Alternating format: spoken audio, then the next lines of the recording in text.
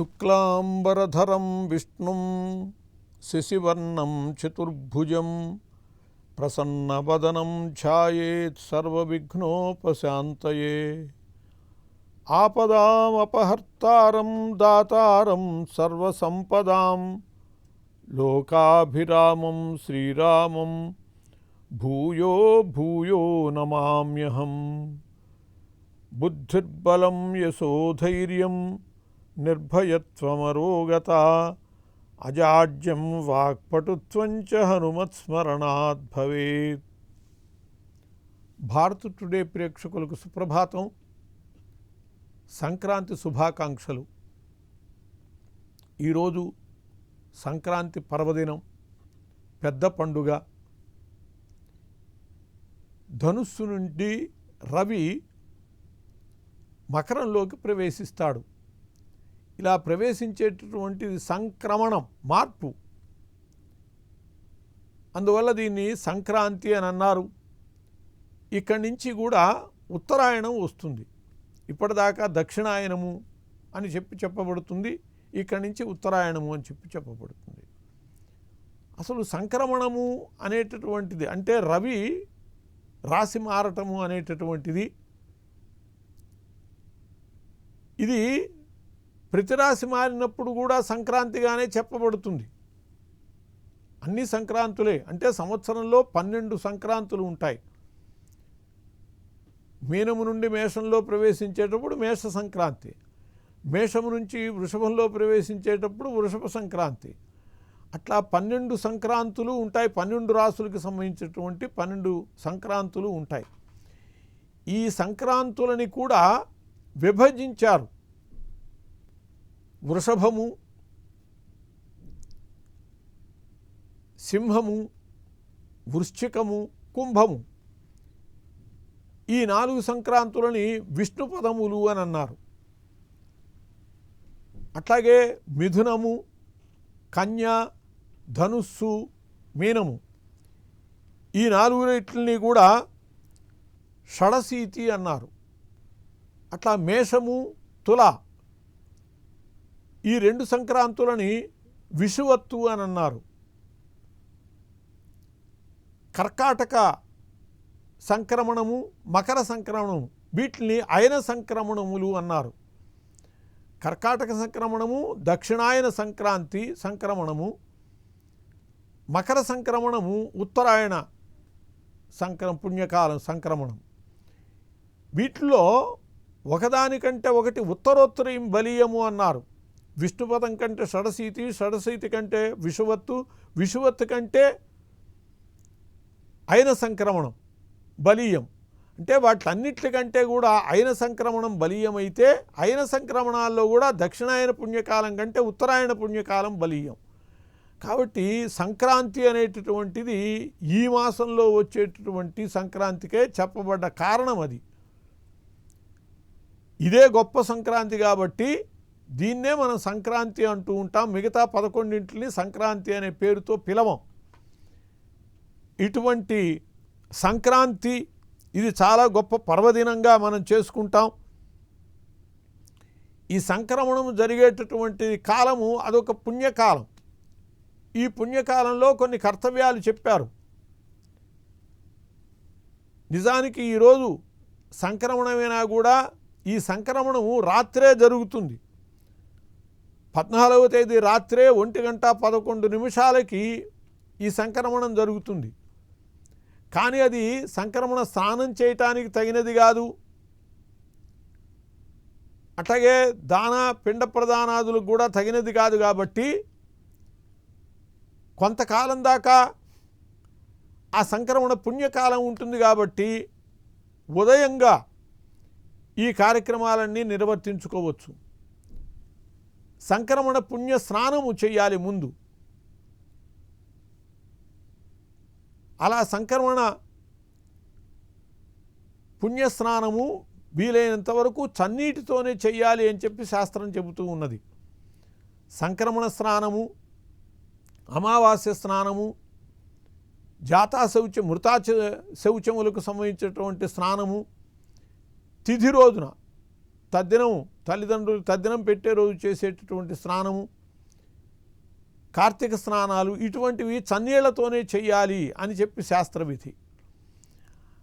అలా చన్నీటి స్నానం చేయటము, అలాగే దానాలు చేయటం, ముఖ్యంగా ఇది మకర సంక్రమణం కాబట్టి మకర రాశిలో ప్రవేశించేటటువంటిది. మకరము శనికి సంబంధించినటువంటిది.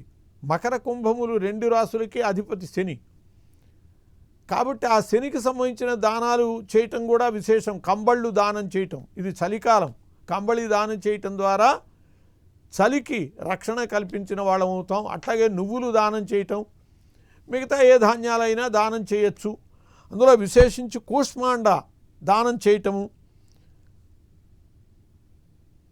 కంచు పాత్రలో తిలలని ఉంచి దానం చేయటము, ఇటువంటి దానాలన్నీ కూడా ఈ రోజున కర్తవ్యాలుగా చెప్పబడ్డాయి. మూడవది పితృకార్యం. పితృదేవతలందరికీ కూడా తిలతర్పణలు ఇవ్వటం, ఇవన్నీ కూడా ఈ సంక్రాంతి రోజున నిర్వర్తించవలసినటువంటి కార్యక్రమాలు. మకర సంక్రాంతికి అధిపతి, మకరమునకు అధిపతి శని కాబట్టే తప్పకుండా నువ్వులతో సంబంధం చెప్పారు. అందరూ కూడా అరిసెలు చేసుకుంటారు తప్పకుండా. ఆ అరిసెల్లో నువ్వులు వేస్తారు, ఆ రూపంలో నువ్వుల్ని భక్షించడం జరుగుతుంది. అలా కాకపోయినా నువ్వులు బెల్లము కలిపి తినాలి అని చెప్పి శాస్త్రం చెబుతూ ఉన్నది. ఈ రోజున తప్పకుండా నువ్వులు తినాలి బెల్లంతో కలుపుకుని. అలా గాలిపటాలు ఎగరేసుకోవటం కూడా జరుగుతుంది. చలికాలంలో సూర్యభగవాను యొక్క మంచు కారణంగా దర్శనం ఉండదు. ఈ కాలంలో ఆ సూర్య దర్శనం చెయ్యాలి. కేవలంగా దర్శనం చేయమంటే చేయరు కాబట్టి గాలిపటాలు ఎగరేసుకునే సంప్రదాయం కూడా ఈరోజు ఏర్పాటు చేశారు. అలా గాలిపటాలు ఎగరేసుకుంటూ తలకాయ పైకి ఎత్తి ఎగరేస్తారు, ఎవరు తలకాయ దించుకుని గాలిపటాలు ఎగరేయరు. ఆ విధంగా సూర్య తేజస్సుని తమ నేత్రములతో స్వీకరించటం కూడా దానిలో ఒక పరమార్థం. అలాగే ఈ రోజున ముఖ్యంగా సంక్రాంతి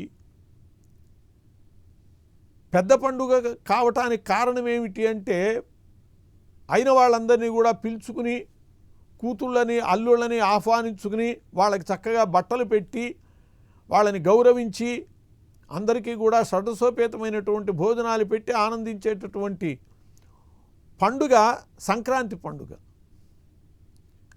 పాడి పంటలు సమృద్ధిగా ఉండేటటువంటి కాలం, పశువులు ఈని పాలు సమృద్ధిగా ఉండేది ఈ కాలంలోనే. అట్లాగే చేలన్నీ కూడా పంటలు పండి చక్కగా సుభిక్షంగా పంటలు ఇంటికి వచ్చేది కూడా ఈ కాలంలోనే. కాబట్టి ఎవరైనా సరే ఆనందంగా ఈ సంక్రాంతిని జరుపుకుంటారు. అందువల్లే అయినటువంటి వాళ్ళని పిలుచుకుని కూతుళ్ళని కొడుకులని పిలుచుకుని ఆనందంగా వాళ్ళందరితో కూడా ఈ పండుగలని అల్లుళ్ళని పిలుచుకుని వాళ్ళకి బట్టలు పెట్టి అలా వేడుగ్గా జరుపుకునేటటువంటి పండుగ కూడా ఈ సంక్రాంతి. ముఖ్యంగా ఈ పెద్ద పండుగ కావటానికి అనేక కారణాలు ఉన్నాయి. అట్లాగే ఈ ధనుర్మాసంలో ఈ సంక్రాంతి సమయాల్లో గొబ్బెమ్మలు పెట్టడం, ఆడపిల్లలు చక్కగా గొబ్బెమ్మలు ఆవు పేడని తీసుకొచ్చి ఆ ఆవు పేడతో గొబ్బెమ్మలను తయారు చేస్తారు, వాటిని అలంకరిస్తారు. గుమ్మడి పూలతో లేదు మిగతా పూలతో పసుపు కుంకుమలతో అలంకరిస్తారు. గొబ్బి దేవతగానే ఆరాధిస్తారు. ముఖ్యంగా 3 గొబ్బెమ్మలు పెడతారు. గోవు, గోపాలుడు, గోవర్ధనం, ఈ మూడిట్లకి 3 గొబ్బెమ్మలు. గోవు పక్కన పిల్ల గొబ్బెమ్మ అంటారు. గోవత్సని కూడా గొబ్బెమ్మ రూపంలో ఉంచడం జరుగుతుంది. అట్లా గొబ్బిదేవత పూజ జరుగుతుంది. ముఖ్యంగా సంక్రాంతి సమయంలో రంగవల్లులు దిద్ది తీర్చటం, వాటిలో పోటీలు నిర్వహించటం, ఊరంతా కూడా ముగ్గులతో నింపేస్తారు ఆడవాళ్ళు. దీనికి కూడా కారణం చెబుతారు. పాతాళానికి అణతొక్కబడినటువంటి బలిచక్రవర్తి ఈరోజు మళ్ళీ సంవత్సరానికి గాను ఈరోజు భూలోకానికి వస్తాడని, అందువల్ల బలిచక్రవర్తి కాలంలో లోకం ఎలా ఉన్నదో అలా రంగవల్లులు దిద్ది తీర్చుకుని, అంటే ఆనాడు అంత సుభిక్షంగా ఉన్నది బలిచక్రవర్తి పరిపాలించిన కాలం అంతా కూడా సంక్రాంతి పండుగలాగా పెద్ద పండుగలాగా ఉన్నది అంటే ఆయన ఎంత గొప్పవాడో మనకు అర్థమవుతుంది. అందువల్ల మళ్ళీ ఆయన వచ్చే వేళటికి ఆయన పరిపాలన కాలంలో ఎలా ఉన్నదో లోకమంతా అలా ఉండాలి. అలా ఆనంద డోలికల్లో విహరిస్తూ ఆ విధంగానే రంగవల్లులు దిద్ది తీర్చుకుని అలా శోభాయమానంగా గడిపేటటువంటి ఉత్సవంగా ఈ సంక్రాంతి ఏర్పాటు చేయబడ్డది. ఈ సంక్రాంతి ద్వారా సంస్కృతి పరిరక్షణ విశేషంగా జరుగుతుంది. గంగిరెద్దులు, హరిదాసులు, బుడబుక్కల వాళ్ళు ఇలా అనేక మంది ఇంటింటికి వచ్చి పుష్కలంగా ధాన్యం ఉన్నటువంటి గ్రామీణుల నుంచి, యజమానుల నుంచి వాళ్ళు దానాలు స్వీకరిస్తూ ఉంటారు. వాళ్ళకి సంతృప్తిగా దానం చేస్తూ ఉంటారు ధాన్యాన్ని.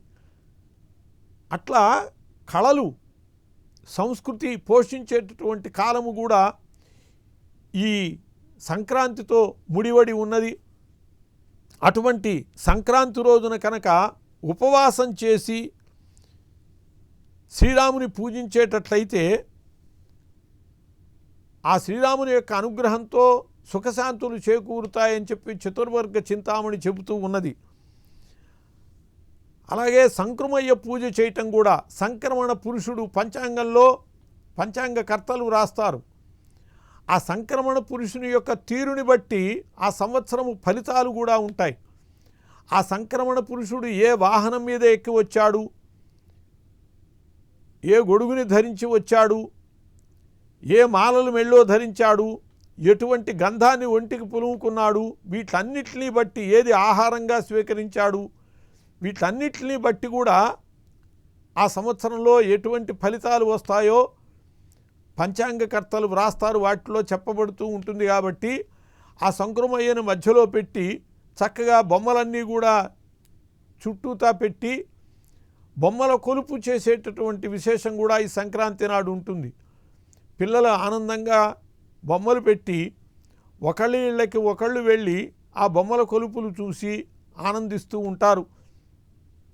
ఈ సంక్రాంతి అనేక రూపాలలో విశేషమైనటువంటి ఫలితాలను ఇచ్చేటటువంటిదిగా చెప్పబడుతుంది. పురాణ గాథలు కూడా దీనికి ప్రమాణాలు కొన్ని ఉన్నాయి. సత్సంతానాన్ని, సౌభాగ్యాన్ని, సంపదలని కూడా ఇస్తుంది అని చెప్పి సంక్రాంతి వ్రతం. ఒకప్పుడు ద్రోణాచార్యుని ఇంటికి దూర్వాసుడు వెళ్ళాడు, దూర్వాస మహాముని. ఆయనకి అతి సత్కారాలు చేయటం జరిగింది. ద్రోణుని యొక్క భార్య అయినటువంటి కుర్పి ద్రోణాచార్యుణ్ణి ప్రార్థించింది, ఓ మహానుభావా, మీరు మహా తపస్సంపన్నులు, మీ అనుగ్రహము ఆశీస్సులు ఉంటే అన్నీ కూడా సమకూడుతాయి, సకల శాస్త్రములు ఎరిగినటువంటి వారు కాబట్టి నాకు సంతానం పొందటానికి ఏదైనా ఒక వ్రతాన్ని ఉపదేశించండి అని చెప్పి దూర్వాస మహామునిని కోరింది. అప్పుడు దూర్వాస మహాముని ఆమెతో చెప్పాడు, అమ్మా, నువ్వు సంక్రాంతి వ్రతాన్ని కనుక నిర్వహించేటట్లయితే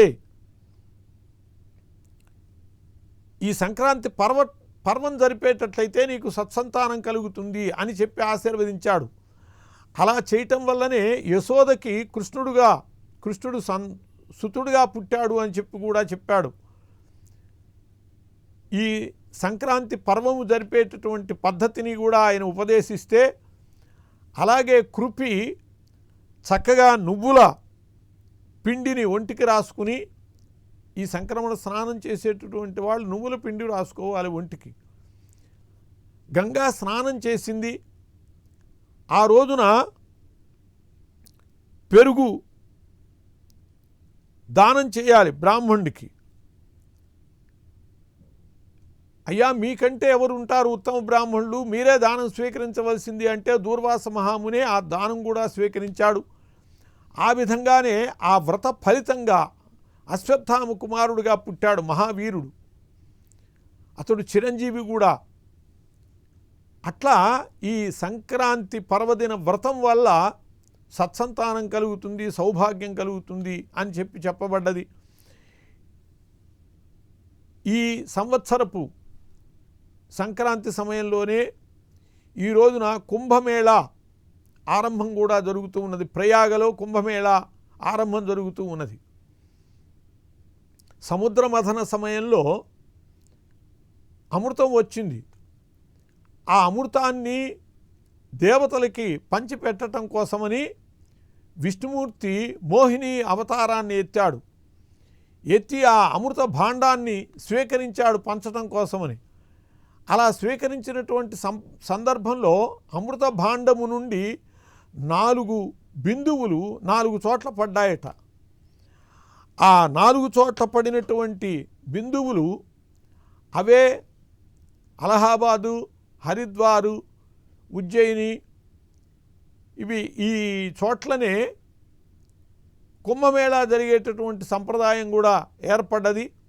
అక్కడ స్నానాలు చేయటం, కుంభమేళా సమయంలో పితృకార్యాలు చేయటం కూడా చాలా విశేషమైనటువంటివి. నాగాలు ఎక్కడెక్కడో ఉన్నటువంటి వాళ్ళందరూ కూడా ఆ సందర్భానికి వస్తారు. మహానుభావులందరూ కూడా వచ్చేటటువంటి సందర్భం.